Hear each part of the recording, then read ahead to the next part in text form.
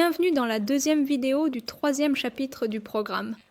Youssef, de quoi allons-nous parler ensuite?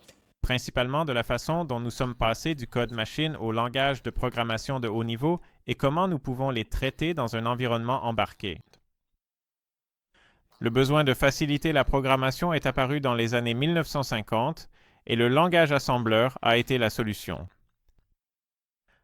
Le langage assembleur remplace les codes opérationnels ou groupes de codes opérationnels ayant le même effet logique, ainsi que les codes binaires dans les registres par des mnémoniques. Les mnémoniques sont de courts identifiants de quelques caractères, des étiquettes et souvent des abréviations qui servent essentiellement de noms d'instructions. Par exemple, ADD, add, indique une addition. Le code machine est généré à partir des mnémoniques par un programme logiciel. L'assembleur, également appelé compilateur d'assemblage. Le langage assembleur a également permis d'utiliser des adresses relatives pour les sauts ou de remplacer les adresses relatives par des étiquettes. C'était également la première fois qu'il était possible d'organiser les programmes en plusieurs fichiers et de structurer le code à l'aide de sous-programmes. Un sous-programme est une partie d'un programme qui, comme une fonction en C, constitue un bloc séparé destiné à être exécuté plusieurs fois, rendant ainsi le programme plus clair et plus court grâce au sous-programme. La résolution des adresses relatives et la concaténation du code machine de chaque fichier source sont effectuées par un programme appelé éditeur de liens, linker. Le processus de liaison sera abordé plus en détail dans un instant. Vous pouvez donc constater que la conversion du code assembleur en code machine, c'est-à-dire la compilation, est un processus en deux étapes, et ces deux étapes sont très souvent présentes dans le processus de construction des langages de plus haut niveau. Ainsi, à un certain moment du processus de construction, un code assembleur est généré. Les langages de programmation sont souvent classés en fonction de la mesure dans laquelle ils dissimulent aux programmeurs les spécificités du matériel utilisé, ou en d'autres termes, de la façon dont la logique d'exécution du code machine se rapproche de la manière habituelle de penser des humains. Ceci est connu sous le nom de niveau d'abstraction. Plus un langage se rapproche de la façon de penser humaine, plus le niveau d'abstraction est élevé. Dans toutes les architectures, il existe ce que l'on appelle des instructions de transfert de contrôle. Cela signifie qu'une instruction n'est pas suivie, lors de l'exécution, par la prochaine instruction en mémoire du programme, mais par une autre instruction située ailleurs. De telles instructions sont appelées des sauts. Dans ce cas, l'adresse mémoire à partir de laquelle l'exécution se poursuit doit être stockée comme opérande du code machine.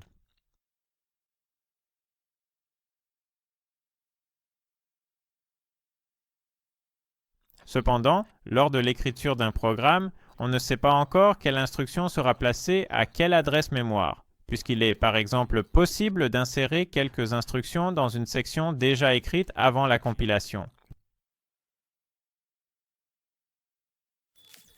En assembleur, il est permis de remplacer des adresses mémoire spécifiques dans le programme par des étiquettes, comme dans le cas de l'instruction de saut suivante. Le saut main plus 032, cela décrit l'exécution séquentielle continue du programme pour continuer à un décalage de 32 hexadécimaux à partir de l'adresse indiquée par l'étiquette main. Les étiquettes n'auront pas cette adresse mémoire réelle. Elles correspondent en fait à l'adresse de la première instruction qui les suit. Le remplacement de ces étiquettes par des adresses mémoire est effectué par l'éditeur de liens, linker. L'entrée de l'éditeur de liens est la sortie de l'assembleur, c'est-à-dire un fichier ou des fichiers dans le cas de plusieurs fichiers sources, dans lesquels les mnémoniques ont été remplacés par du code machine, mais où les adresses mémoire restent à déterminer. Très bien, mais comment peut-on utiliser un langage de programmation de haut niveau pour programmer un microcontrôleur? C'est une bonne question, mais avant d'y répondre, voyons pourquoi il vaut la peine de programmer dans un langage de haut niveau. Comme nous l'avons vu, il existe différentes architectures de jeux d'instructions, de sorte que les codes machines pouvant être exécutés sur différents microcontrôleurs pour accomplir la même tâche peuvent différer considérablement. Puisque dans la pratique, différents types de microcontrôleurs peuvent être adaptés à différents projets, écrire des programmes dans un langage de bas niveau nécessitera trop de temps consacré à l'étude des instructions disponibles et à l'apprentissage de leur syntaxe avant chaque projet. Pour éviter cela, le besoin est apparu très tôt dans le développement de l'informatique de pouvoir écrire un programme et de le faire convertir en code machine par un automatisme sans avoir à se soucier des détails de l'architecture des instructions. L'une de ces solutions, qui reste très populaire dans le développement embarqué, est le langage de programmation C. Nous avons vu la syntaxe et les éléments de base du langage dans le 10e chapitre du programme Crystal Clear Electronics 1. Voyons maintenant de plus près à quoi ressemble l'ensemble du processus de compilation. Le processus de construction peut être divisé en 4 grandes étapes, comme le montre la figure. Il s'agit de la précompilation, de la conversion en code assembleur, c'est la compilation proprement dite, de l'exécution de l'assembleur et enfin de l'édition de liens. Le langage de programmation C est une norme, ce qui permet à plusieurs fournisseurs et communautés logicielles de créer leur propre compilateur, ce que beaucoup ont fait dans les années 1990. Il existe des différences subtiles entre les différents compilateurs. Malheureusement, ils n'ont pas tous implémenté entièrement la norme, et il existe des fonctionnalités supplémentaires qui ne sont pas incluses dans la norme et ne fonctionnent que sur un compilateur spécifique. Le reste de ce chapitre porte sur le compilateur GCC maintenu par le projet GNU. Sa version modifiée est utilisée par l'environnement de développement Cube IDE, que nous utiliserons pour construire nos projets et qui sera abordé dans les chapitres suivants du programme. GCC est l'acronyme de GNU Compiler Collection et c'est un logiciel libre et open source, conformément à l'objectif du projet GNU.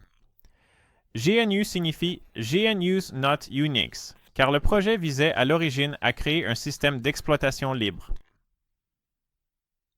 Revenons un instant à la compilation et examinons les 4 étapes pour voir quelles fonctions elles remplissent. Très bien. La première est le précompilateur, qui a pour rôle d'effectuer un traitement initial du texte. Cela consiste à remplacer certaines séquences de caractères spéciaux par d'autres caractères, à supprimer les commentaires du code source, à convertir les caractères de fin de ligne dans un format uniforme, car différents systèmes d'exploitation utilisent des caractères différents à cette fin. De plus, le précompilateur concatène les instructions en une seule ligne, alors qu'elles sont commodément réparties sur plusieurs lignes dans le code source, mais forment logiquement une seule unité. En outre, il effectue d'autres transformations sur le fichier source en fonction de ce que l'on appelle des directives. Les directives ne font pas partie du langage C. Ce ne sont que des instructions adressées au précompilateur et une fois que le précompilateur a exécuté les instructions, les directives sont supprimées du code prétraité. Les instructions pour le précompilateur C sont sensibles à la casse, comme les mots-clés du langage et les lignes commençant par un hashtag. Par exemple, cross-include. La directive de travail la plus simple est define, également appelée macro. Il vous permet de remplacer n'importe quelle chaîne, appelée identifiant, par une autre chaîne dans le code source. Cependant, cette opération ne remplace pas les mots-clés du langage C dans le code. L'utilisation la plus évidente est la définition de constante. Un exemple générique est présenté dans cet extrait de code. Puisque c'est le préprocesseur qui résout les identifiants, les lignes ne se terminent pas par des points-virgules lorsque les directives sont données, car l'exemple ci-dessus ressemble déjà à cela pour le compilateur. Il est important de comprendre que le précompilateur effectue simplement une substitution de caractères. Il n'y a aucune vérification du type de données insérées lors de la précompilation et les insertions ne sont effectuées que s'il y a des correspondances exactes. Le fait que les identifiants soient résolus par le précompilateur signifie également qu'ils peuvent être utilisés à des endroits où ils doivent être évalués à la compilation sans exécuter le programme simplement en se basant sur l'appel écrit. Oui. Par exemple, pour définir des tableaux. Dans cet exemple, nous ne pourrions même pas remplacer l'identifiant de longueur par une variable constante, car en langage C, de façon quelque peu déroutante, le modificateur const désigne en réalité une variable en lecture seule, mais qui n'a pas encore de valeur au moment de la compilation. La situation est compliquée par le fait qu'en langage C++, les variables avec le modificateur const sont déjà considérées comme de vraies constantes, c'est-à-dire qu'elles peuvent être évaluées à la compilation. GCC prend en charge les deux langages, donc selon l'utilisation, cela peut ne pas être le cas, ou bien les compilateurs C++ sont de plus en plus disponibles dans le monde de l'embarqué. Il est donc recommandé d'avoir des fichiers C contenant du code C et non du C++. La directive de Fin diffère également de l'utilisation de variables const en ce que de l'espace doit être alloué pour les variables dans la mémoire de données et leur valeur doit y être copiée à l'exécution, tandis que les valeurs spécifiées avec de Fin sont stockées dans la mémoire programme. Ainsi, si vous avez besoin d'économiser la mémoire de données, qui est généralement beaucoup moins disponible, vous pouvez utiliser de Fin. Cependant, dans ce cas, nous perdons les avantages des variables de type const, c'est-à-dire un code plus lisible et des conversions de type vérifiable. La directive de Fin peut également être utilisée avec des paramètres, auquel cas les paramètres sont listés entre parenthèses, séparés par des virgules après l'identifiant, de sorte qu'une opération similaire à une fonction puisse être implémentée sans réellement appeler une fonction dans le code compilé. Par exemple, dans l'extrait de code suivant, la valeur du périmètre change en fonction de la valeur de la variable x, indiquée par le x entre parenthèses. Pourquoi est-il important de savoir si un appel de fonction est réellement effectué, ou plutôt, que se passe-t-il lorsqu'une fonction est appelée? L'emplacement d'un programme en mémoire est fondamentalement continu, donc les instructions consécutives se trouvent à des adresses mémoire consécutives. Cependant, dans le cas d'un appel de fonction, un saut se produit, de sorte que l'exécution peut se poursuivre avec une instruction située à pratiquement n'importe quelle adresse. Et au retour, un saut vers l'emplacement d'origine de l'exécution du code est effectué. Dans ce cas, on s'attend à ce que la valeur des variables locales de la fonction appelante soit préservée et il peut également être nécessaire de restaurer la valeur de certains registres afin de garantir le bon fonctionnement. Le compilateur génère du code machine qui sauvegarde ces éléments dans une partie spéciale de la mémoire appelée la pile avant d'appeler la fonction, puis restaure les valeurs des registres nécessaires et des variables locales au retour. Alors, cela doit être une grande zone mémoire. Pas nécessairement. Il suffit simplement de l'utiliser judicieusement. Si votre programme comporte de nombreux appels de fonctions imbriqués, il peut arriver que l'espace mémoire nécessaire vienne à manquer. Ce phénomène s'appelle un débordement de pile. Pour un projet embarqué, cela peut entraîner des erreurs difficiles à détecter, car des variables utilisées ailleurs sont écrasées par des valeurs apparemment aléatoires. Dans un environnement embarqué, la mémoire est généralement limitée, donc si vous devez économiser de la mémoire tout en souhaitant écrire le code le plus organisé possible, il vaut la peine de remplacer les fonctions courtes par des macros. L'inconvénient de cette économie de mémoire est que le même code apparaît à plusieurs endroits dans le programme, ce qui peut entraîner un code machine plus long. Ainsi, au final, il est facile de constater que l'économie de mémoire de données se fait au détriment de la mémoire programme, de manière similaire au stockage des constantes. Dans les deux cas, la meilleure solution peut être trouvée en tenant compte des spécificités du développement. De telles décisions font partie intégrante de l'ingénierie. Si nous voulons seulement utiliser l'identifiant donné dans une partie d'un fichier source, nous pouvons utiliser la directive onDef pour annuler le arched de Fin que vous avez spécifié précédemment. Lors de l'utilisation de onDef, il suffit de spécifier le nom de la macro. Si autre chose se trouve sur la ligne, cela provoquera une erreur. La directive include a déjà été présentée au chapitre 10 du programme Crystal Clear Electronics 1. Celle-ci indique au préprocesseur de copier-coller le fichier donné en paramètres dans le fichier source ou d'entête courant. Dans l'exemple du chapitre mentionné précédemment, le fichier d'entête standard d'entrée-sortie a été copié. Un fichier source peut contenir n'importe quel nombre de directives include et il est également possible que le fichier inséré contienne d'autres directives include. Dans ce cas, le préprocesseur effectuera bien entendu aussi ces insertions. Bien que le préprocesseur puisse inclure n'importe quel fichier, en pratique, la directive include n'est utilisée que pour inclure des fichiers d'entête et il est recommandé à tous de toujours l'utiliser uniquement pour inclure des fichiers d'entête, car une utilisation non conventionnelle pourrait induire les autres en erreur. Le concept de prototype de fonction a déjà été mentionné dans Crystal Clear Electronics 1, chapitre 10. Un prototype est également appelé déclaration de fonction, qui se compose du nom de la fonction, de sa valeur de retour, des types des paramètres de la fonction et éventuellement des noms des paramètres. Cela peut être fait en même temps que la description du corps de la fonction. On parle alors de déclaration implicite, mais il n'est pas obligatoire de faire les deux en même temps.